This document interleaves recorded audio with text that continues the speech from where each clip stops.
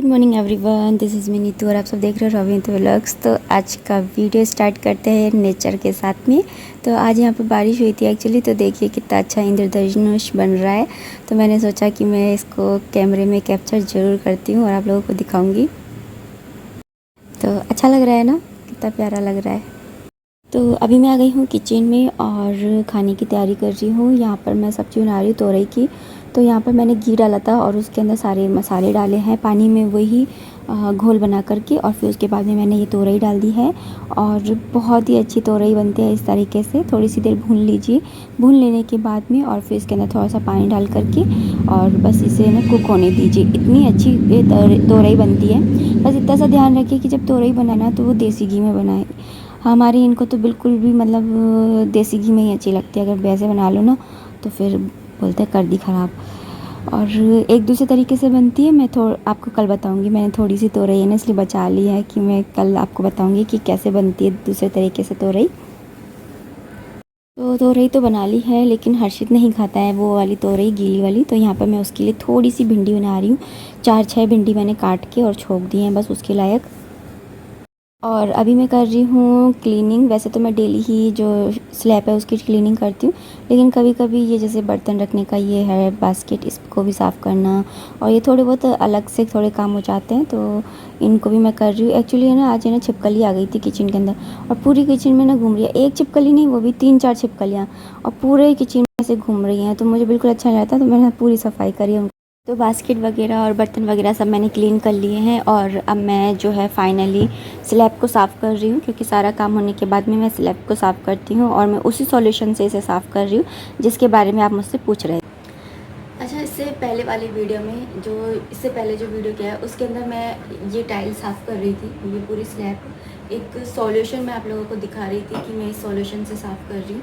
तो आप लोग मुझसे पूछ रहे थे कि ये क्या सॉल्यूशन है और कैसे बनाया है आपने, हमारे घर में भी बहुत कॉकरोच आ जाते हैं। तो देखिए, ये कोई ना ऐसा कोई हैवी सॉल्यूशन नहीं है, ये सिर्फ इसके अंदर सर्फ है और पानी है और कुछ भी नहीं है। इसको बस शेक करना है और स्प्रे करना है और कपड़े से साफ़ कर लेना है। देखिए, जैसा कि आप सभी को पता है होगा, अगर आप मुझे बहुत दिनों से फॉलो कर रहे हैं, तो कि मैं ना साइंस की स्टूडेंट हूँ। और जब हमको कॉकरोच को डिसेक्शन के लिए दिया जाता था, मतलब कि उसका अंदर से पाचन तंत्र, डाइजेस्टिव सिस्टम और बाकी की जो सारी चीज़ें हुआ करती थी, उनको हमें निकालना हुआ करता था। तो मेरे टाइम में तो ये था कि ना, हमको एक वहाँ पे एक बोतल रखी थी जिसके अंदर सॉल्यूशन के अंदर कॉकरोच मिल जाते थे। हम चिमटी में से बस निकाल लिया करते थे और उसका हमें डिसेक्शन मतलब उसको काटना हुआ करता था। लेकिन मेरे बड़े भैया हैं, उनके पास भी साइंस का सब्जेक्ट था और उनको ये वाली सुविधाएं नहीं थी जब वो 12th में थे, क्योंकि वो मुझसे बड़े हैं और उस समय ये वाली सुविधाएं नहीं थी। तो घर से कॉकरोच लाने पड़ते थे और घर से कॉकरोच लाते समय उनसे ये कहा जाता था कि घर से कॉकरोच लाना। घर से कॉकरोच कैसे लाएंगे? घर से कॉकरोच लाने का जो वो तरीका था वो ये था कि एक पानी के अंदर, एक किसी बर्तन के अंदर पानी के अंदर सर्फ डाल लेना है। सर्फ को अच्छे से घोल लेना है। कॉकरोच जहाँ पर भी दिखे उसे ले लेना है, जिंदे को, और उस पानी के अंदर डाल देना है। जैसे ही आप उसको पानी के अंदर डालेंगे, कॉकरोच जो होता है सर्फ के पानी, अगर आप साफ़ पानी में डालेंगे ना तो कॉकरोच को कुछ भी नहीं होगा, लेकिन आप सर्फ के पानी में डालेंगे ना तो वो धीरे धीरे बेहोश होने लगेगा और धीरे धीरे वो मर जाएगा। उसी तरह से बस उसी चीज़ को याद करके और फिर मैंने ये वाला सॉल्यूशन बनाया था। आप यकीन कीजिएगा, इस सॉल्यूशन का मैं कम से कम 4-5 साल से यूज़ कर रही हूँ, काफ़ी टाइम से यूज़ कर रही हूँ। मतलब कि सर्फ में पानी डाल करके और फिर मैं इससे सफाई करती हूँ। तो पहले ये था कि मैं ऐसे बोतल में नहीं रखती थी। पहले मैं क्या करती थी कि कपड़े में ले लिया करती थी सर्फ को, और कपड़े को गीला करके उसके ऊपर सर्फ डाल करके और फिर साफ़ कर दिया करती थी। एक भी कॉकरोच अगर आ जाए ना आपके घर में, तो आप मुझसे कह दीजिएगा कि नीतू आपने कहा था नहीं आएंगे, और आ गए। बिल्कुल एक भी कॉकरोच आपके घर में नहीं आएंगे। बस एक चीज़ का और आपको ध्यान रखना है कि आप जब भी खाना बनाते हैं तो एक भी अन्न का दाना, मतलब जैसे हम रोटी बनाते हैं तो पलोथन होता है, वो गिर जाता है ना आसपास, तो वो पलोथन जो होता है ना, वो कहीं पर भी गिरा हुआ नहीं होना चाहिए, एकदम साफ़ होना चाहिए। और आप इससे ही साफ़ कीजिए, तो आपके जो कॉकरोच है वो एक भी नहीं आएंगे। क्योंकि कॉकरोच जो होते हैं ना, वो अन्न के दाने होते हैं ना, उनके ऊपर आते हैं, गंदगी में आते हैं। आपने देखा होगा कि नालियों में दिखते हैं या गैस वैस के यहाँ पर दिखते हैं, क्योंकि यहाँ पे उनको खाने को मिल जाता है। ऐसी छिपकलियाँ हैं। अब छिपकलियों का तो ये है कि उसका तो मैंने वीडियो भी बनाया था कि छिपकलियों को कैसे भगाया जा सकता है। मोर पंख लगाइए, नकली वाले नहीं, क्योंकि अब पता है क्या होता है कि ये सुनने आ जाता है कि मोर पंख से छिपकलियाँ भग जाती हैं, लेकिन जब हम लगाते हैं तो वो भगती नहीं है। फिर हम बोलते हैं कि ये तो मतलब पागल बना दिया किसी ने, लेकिन ऐसा नहीं है।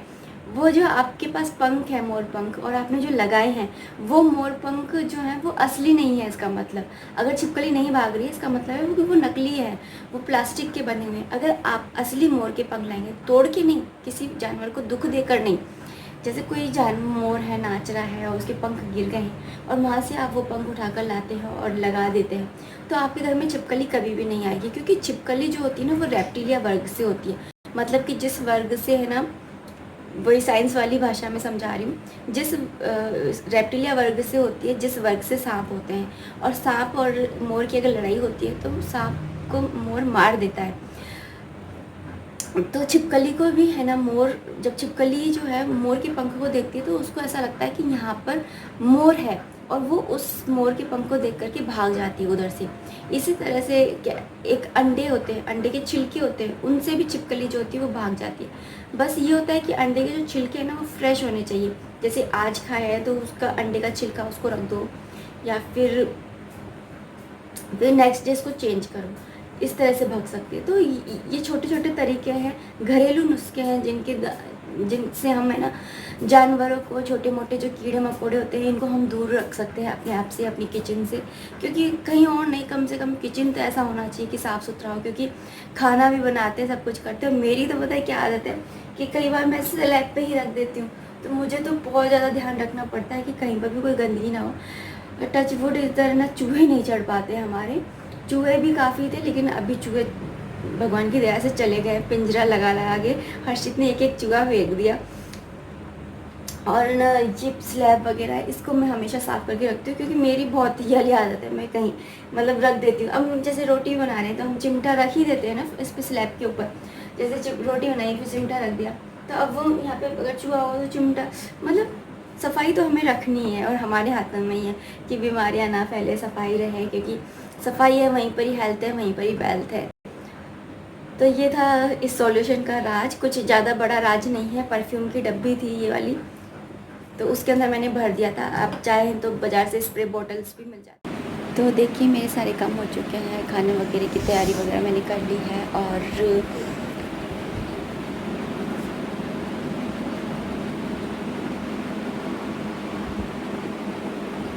इन्हें देखिए, इनकी सुबह नहीं हो रही है। और हाँ, एक चीज़ और, आपको याद है ये गीता जो हर्षित को उसके बर्थडे को उसके चाचा ने दी थी। हर्षित डेली इस गीता को पढ़ता है, तो मुझे बड़ी खुशी है। मैंने सोचा मैं आप लोगों के साथ में बताऊं कि वो गीता डेली पढ़ता है। और मैं चाहती हूँ कि अगर आपके भी बच्चे ऐसे हैं जो बुक्स पढ़ लेते हैं, बुक रीडिंग कर लेते हैं, तो उन्हें आप ऐसी छोटी सी गीता या थोड़ी कार्टून टाइप आती है ना जिसमें चित्र होते हैं, वो वाली गीता उनको ला करके ज़रूर दें। और बुक पढ़ने की रीडिंग, जो बुक रीडिंग की जो हैबिट है वो उनके अंदर ज़रूर डालिए। क्योंकि जो सक्सेसफुल लोग होते हैं ना, उनको बुक रीडिंग की बहुत मतलब वो उनके अंदर हैबिट होती है बुक रीडिंग की। आप चाहे किसी को भी ले लीजिए, बिल गेट्स को ले लीजिए, या फिर आप कोई से भी जो सक्सेसफुल इंसान है ना उसको ले लीजिए, वो बुक रीडिंग ज़रूर करते हैं। क्योंकि जो आने वाला समय है ना वो नॉलेजिंग टाइम रहेगा, जिसके अंदर नॉलेज की हमें बहुत ज़्यादा ज़रूरत होगी, हमारे बच्चों को ज़रूरत होगी। हमारी तो जैसे तैसे कट गई, लेकिन उनकी ऐसे नहीं कटने वाली है। क्योंकि अब जो टाइम आ रहा है आप खुद ही देख रहे हो कि हर चीज़ कितना ऑनलाइन होने लग गई है। हर चीज़ के लिए नॉलेज की ज़रूरत होती है, और नॉलेज हमें सिर्फ बुक से मिल सकती है। वो कहते हैं ना कि एक दोस्त, जो ये बुक होती है वो किसी दोस्त से कम नहीं होती है। तो अच्छी बुक्स होती है ना, वो आप अपने बच्चों को जोड़ ला के दीजिए। ऐसे मत सोचिए कि है ना पैसे फालतू जा रहे हैं, वो पढ़ेगा नहीं। कोई बात नहीं, वो एक बुक नहीं पढ़ेगा, आप उसको जैसे कार्टून टाइप गीता लेकर आ जाइए, वो पढ़ाइए। तो आपके बच्चों के अंदर जो पढ़ने की हैबिट है वो इम्प्रूवमेंट होगी, और भी वो पढ़ना शुरू करेगा। अब देखिए हमारा हर्षित जो है वो पढ़ता है और ऐसे निशान लगाता है। जैसे ये नीचे ब्लू कलर का निशान दिख रहा है, रेड कलर, ये ब्लू कलर का, अच्छे से दिखाती हूँ। ये दिख रहा है ब्लू कलर का निशान, हर पेज नंबर पे गोल गोल घेरा कर देता है, जो पेज वो पढ़ लेता है उस पेज को, और डेली का 1 या 2 पेज वो पढ़ेगा। वो बोल रहा था कि मुझे समझ में नहीं आ रही, मैंने बोला कोई बात नहीं, समझ में नहीं आ रही कोई बात नहीं, है ना, बस पढ़ो उसको।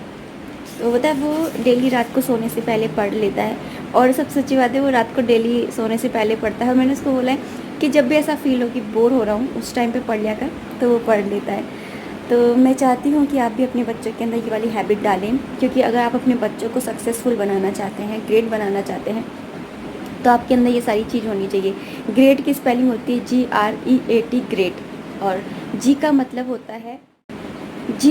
होता है ग्रेटिट्यूड, मतलब कि जो आपको मिल रहा है, जो आपके पास है, उसके लिए थैंकफुल होना। ऐसे नहीं कि बच्चे रोते रहें मेरे पास ये नहीं है, मेरे पास वो नहीं है, ऐसे नहीं। थैंकफुल बनाइए उन्हें, जो भी चीज़ उनके पास है उसके लिए उनको थैंक यू कहना सिखाइए। जैसे ये मत, मतलब 1 गिलास है उसके अंदर आधा गिलास पानी भरा हुआ है, तो आप अपने बच्चे से एक बार ये ज़रूर पूछिए कि इस गिलास को देख कर के आपको क्या लग रहा है। अगर बच्चे बोलते हैं कि आधा गिलास खाली है, तो आप उनके ऊपर ध्यान दीजिए कि वो ऐसे क्यों बोल रहा है, क्योंकि उसको फिर ज़रूरत है कि वो ये देखे कि आधा गिलास भरा हुआ भी है। जी का मतलब ये होता है। उसको कभी भी दुर्योधन मत बनने दीजिए, क्योंकि दुर्योधन के पास में सब कुछ था, लेकिन फिर भी वो मतलब खुश नहीं था, सेटिस्फाई नहीं था। तो ग्रेटफुल होना, ग्रेटिट्यूड होना और थैंकफुल होना बहुत ज़्यादा ज़रूरी है। अच्छा, एक कमेंट और है जो मेरे पास से ना काफ़ी दिनों से आ रहा है, उसका रिप्लाई मैं कर चुकी हूँ, लेकिन पता नहीं उनको समझ में क्यों नहीं आया है। तो उन्होंने कहा था कि ना वीडियो कैसे बनाते हैं, हमारा हर्षित ने भी बताया था कि कैसे बनाते हैं। तो देखिए, फ़ोन जो होता है वो ऐसा ही होता है, तो फ़ोन को इस तरह से रख करके आड़ा और फिर वीडियो बनानी चाहिए। इससे जो यूट्यूब की वीडियो होती है वो फुल स्क्रीन बनती है।